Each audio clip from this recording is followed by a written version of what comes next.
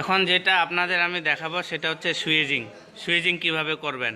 তো আমরা সুইজিং কেন করব? দুটি সমান ব্যাসের টিউবকে জোড়া দেওয়ার জন্য আমরা সুইজিং করব।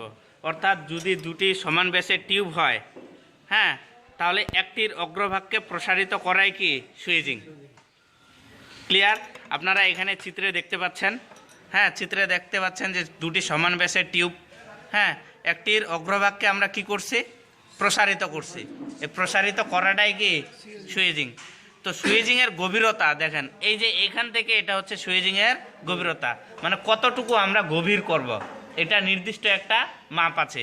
এই মাপ হবে, সুইজিংয়ের গভীরতা হবে টিউবের ব্যাসের সমান। অর্থাৎ আমরা যদি 3 সুতার টিউব সুইজিং করি তাহলে এর গভীরতা হবে 3 সুতা।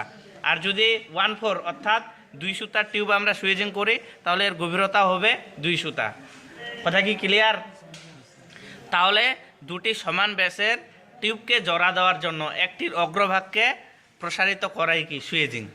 সুইজিংয়ের গভীরতা হবে আপনার টিউবের ব্যাসের সমান। অর্থাৎ যে সাইজের টিউব আপনারা সুইজিং করবেন, এটা যে ব্যাস আছে সেই ব্যাসের সমান। তো এই হচ্ছে বিষয়।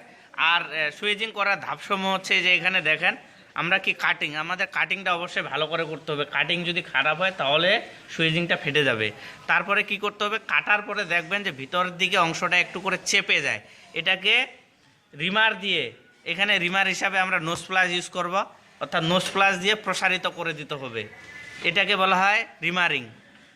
অর্থাৎ কাটিংয়ের পর ভিতরের দিকে যে অংশটা চেপে যায় এটাকে বাইরে প্রসারিত করাই কি রিমারিং।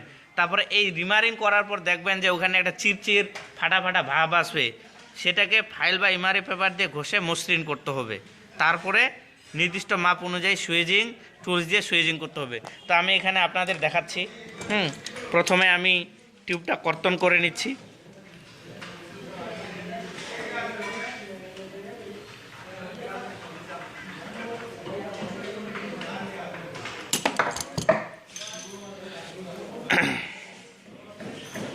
তো টিউবটা কর্তন করার পরে দেখেন যে ভিতরের দিকে অংশটা কি হালকা করে চেপে গেল না?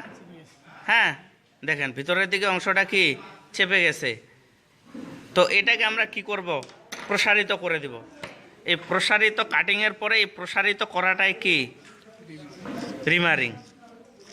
ক্লিয়ার বিষয়টা? এই যে আমাদের রিমারিং হয়ে গেল। এই যে রিমারিং করার পরে দেখেন এখানে একটা চিরচির ফাটা ফাটা ভাব আসছে, এখানে একটা চিরচির কি ফাটা ফাটা ভাব আসছে। দুইটাকে রিমারিং করার প্রয়োজন নেই, যেটা আমরা সুইজিং করবো শুধু সেটাকেই কি করব? রিমারিং করব। তো এরপরে কি করব? আমরা ইমারি পেপার দিয়ে এটাকে ঘষে মসৃণ করব। ইমারি পেপার দিয়ে ঘষে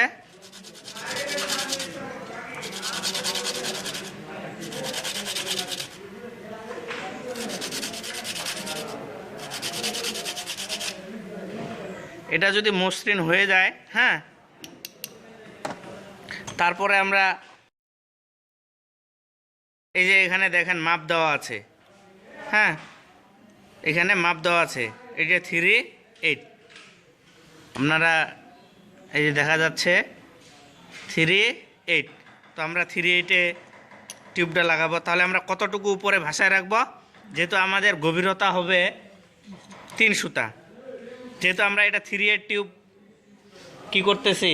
সুইজিং করতেছি, অর্থাৎ এটার ব্যাস হচ্ছে আপনার 3 সুতা। তাহলে আমাদের ভাসায় রাখতে হবে 3 সুতা। এটা মেপেও আপনি নিতে পারেন, বা আপনার যদি 3 সুতা কতটুকু আইডিয়া থাকে সেই অনুযায়ী আপনি নিতে পারেন। তবে একটা জব মেপে করাই কি উত্তম। তো যেতটুকু আমি নিছি 3 সুতা হয়ে যাবে, হ্যাঁ। এটা তখন আমি দুইটাকে সমানভাবে টাইট দেবো, দুইটাকে সমানভাবে কি টাইট দেব।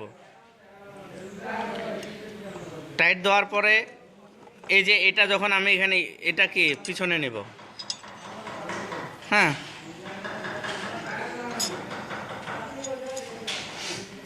এখানে যখন আমি স্থাপন করব তখন একটা দেখেন জিনিস দেখেন যে এটা কিন্তু কি এভাবে মিডিলে বসাইতে হবে। এটা কি করতে হবে? এভাবে হালকা করে টাইট দিতে হবে, আর এভাবে নাড়াচাড়া করে কি মিডিলে বসাই নিতে হবে।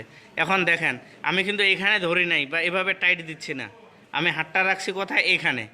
এখানে রাখে কিন্তু এইভাবে দিচ্ছি না, কোথায় রাখতে হবে? হাতটা এখানে। ঠিক আছে, এভাবে আস্তে করে কি করাইতে হবে, মনে রাখতে হবে এটা যেন মিডিলে বসে, সেন্টারে বসে। তারপরে এভাবে টাইট দিলেই আপনার সুইজিং হয়ে যাবে।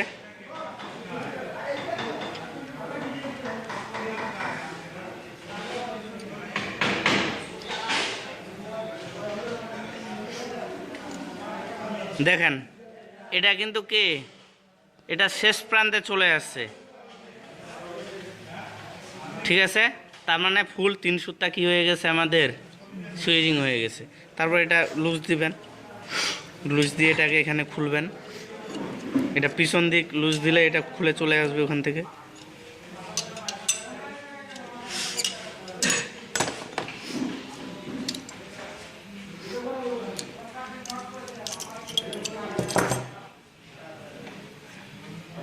এই যে দেখেন